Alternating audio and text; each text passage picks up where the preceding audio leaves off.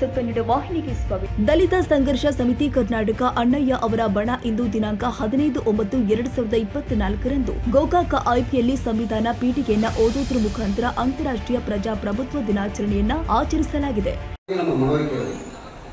ಪ್ರಜಾಪ್ರಭುತ್ವ ಮತ್ತು ಅದರ ಹಿಂದೆ ಏನಿತ್ತು ರಾಜಪ್ರಭುತ್ವ ಇತ್ತು. ರಾಜಪ್ರಭುತ್ವ ಅಂದ್ರೆ ಪ್ರಜಾಪ್ರಭುತ್ವ ಅಂದ್ರೆ ಇದರ ವ್ಯತ್ಯಾಸವನ್ನ ನಮಗೆ ಇರಬೇಕು. ಯಾಕಂದ್ರೆ ಇದ್ರ ವ್ಯತ್ಯಾಸವನ್ನ ಇರಬೇಕಂದ್ರೆ ನಮ್ಮ ಇತಿಹಾಸ ಪ್ರಜ್ಞೆ ನಮಗೆ ಇರಬೇಕು. ಇತಿಹಾಸ ಪ್ರಜ್ಞೆ ಇತ್ತಂದ್ರೆ ನಮ್ಗೆ ಅದಕ್ಕೆ ಡಾಕ್ಟರ್ ಬಾಬಾ ಸಾಹೇಬ್ ಅಂಬೇಡ್ಕರ್ ಏನ್ ಹೇಳ್ತಾರೆ ಅಂದ್ರೆ ಇತಿಹಾಸ ಪ್ರಜ್ಞೆ ಯಾರಿರುತ್ತೋ ಅವ್ರ ಇತಿಹಾಸವನ್ನು ಸೃಷ್ಟಿಸಲಿಕ್ಕೆ ಸಾಧ್ಯ ಆಗ್ತೈತಿ. ಅದಕ್ಕೆ ಇತಿಹಾಸ ಪ್ರಜ್ಞೆಯನ್ನು ನಾವು ಬೆಳೆಸ್ಕೋಬೇಕು ನಮ್ಮ ಜನಾಂಗ ಅನ್ನುವ ಒಂದು ಬಹಳ ಮಹತ್ವದ ಒಂದು ಕರೆಯನ್ನು ಕೊಡ್ತಾರೆ ಡಾಕ್ಟರ್ ಬಾಬಾ ಸಾಹೇಬ್ ಅಂಬೇಡ್ಕರ್. ಅದಕ್ಕಾಗಿ ಡಾಕ್ಟರ್ ಬಾಬಾ ಸಾಹೇಬ್ ಈ ಒಂದು ವ್ಯವಸ್ಥೆ ನಾವೀಗ ಸದ್ಯ ಈಗ ಯಾವ ವ್ಯವಸ್ಥೆಯಲ್ಲಿ ಅಂದ್ರೆ ಪ್ರಜಾಪ್ರಭುತ್ವ ವ್ಯವಸ್ಥೆಯಲ್ಲಿದ್ದು. ಪ್ರಜಾಪ್ರಭುತ್ವ ವ್ಯವಸ್ಥೆ ಅಂದ್ರೆ ಏನಪ್ಪ? ಅಬ್ರಹಾಂ ಲಿಂಕನ್ ಹೇಳಿದ ಪ್ರಕಾರ ಜನರಿಂದ ಜನರಿಗೋಸ್ಕರ ಜನರೇ ನಡೆಸುವಂತ ಆಡಳಿತ ವ್ಯವಸ್ಥೆಯನ್ನು ಪ್ರಜಾಪ್ರಭುತ್ವ ಅಂತ ಅಬ್ರಹಾಂ ಲಿಂಕನ್ ಹೇಳಿದರು. ಆ ಕಾರಣಕ್ಕಾಗಿ ಎಲ್ಲಾ ಜನ ಸೇರಿ ಆಡಳಿತ ನಡೆಸೋಕ್ಕಾಗಿಲ್ಲ. ಎಷ್ಟಪ್ಪ ಇವತ್ತಿನ ದಿವಸ 135 ಕೋಟಿ ನಮ್ಮ ಭಾರತ ದೇಶದೊಳಗದು ಇಷ್ಟೆಲ್ಲ ಸೇರಿ ಒಂದೇ ಕಡೆ ಸೇರಿ ಒಂದು ವಿಚಾರ ಮಾಡಿ ಎಂಥ ನಿರ್ಣಯ ಕೈಗೊಂಡು ಅನ್ನೋಕೆ ಸಾಧ್ಯ ಆಗೋದಿಲ್ಲ.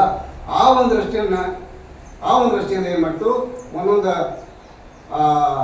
ಸಂಸತ್ ಕ್ಷೇತ್ರವನ್ನು ನೇಮಿಸಿ ಅಥವಾ MP ಕ್ಷೇತ್ರವನ್ನು ನೇಮಿಸಿ ಈ ಒಂದು MP ಕ್ಷೇತ್ರಗಳು ಒಟ್ಟು 545 ಕ್ಷೇತ್ರಗಳನ್ನು ನಾವು ನಿರ್ಮಾಣ ಮಾಡಿ 545 MP ಗಳನ್ನ ಆಯ್ಕೆ ಮಾಡಿಕೊಡುವುದರ ಮುಖಾಂತರ ಆ MP ಗಳ ಮೂಲಕ ನಮ್ಮ ಈ ಸಂದರ್ಭದಲ್ಲಿ ರಾಜ್ಯ ಸಂಘಟನಾ ಸಂಚಾಲಕರು ಬಾಳೇಶ್ ಬನ್ನಹಟ್ಟಿ ಹಾಗೂ ರಾಜ್ಯ ಸಂಘಟನಾ ಸಂಚಾಲಕರು ಲಕ್ಕಪ್ಪ ತೆಳಗಡೆ, ಜಿಲ್ಲಾ ಸಂಚಾಲಕರು ಆನಂದ ತಾಯವ್ವಗೋಳ ಹಾಗೂ ಅಲ್ಪಸಂಖ್ಯಾತ ಘಟಕದ ವಿಭಾಗೀಯ ಸಂಚಾಲಕರು ಅಲ್ಲಾಬಕ್ಷ ಮುಲ್ಲಾ, ಅಲ್ಪಸಂಖ್ಯಾತ ಘಟಕದ ಬೆಳಗಾವಿ ಜಿಲ್ಲಾ ಸಂಚಾಲಕರು ರಂಜಾನ್ ಬಿಜಾಪುರ್ ಹಾಗೂ ಅಲ್ಪಸಂಖ್ಯಾತ ಘಟಕದ ಬೆಳಗಾವಿ ಜಿಲ್ಲಾ ಸಂಘಟನಾ ಸಂಚಾಲಕರು ಅಬ್ದುಲ್ ಸಾಬ್ ಮುಲ್ಲಾ, ಗೋಕಾಕ್ ತಾಲೂಕು ಸಂಚಾಲಕರು ಅಬ್ದುಲ್ ರೌಫ್ ಕಾಜಿ, ಮೂಡಲಗಿ ತಾಲೂಕು ಸಂಚಾಲಕರು ಬಸಪ್ಪ ತಳವಾರ್, ಉಸ್ಮಾನ್ ಮದಭಾವಿ, ಹುಸೇನ್ ಉದಗಟ್ಟಿ, ಶಂಕರ್ ತಳವಾರ್ ಉಪಸ್ಥಿತರಿದ್ದರು.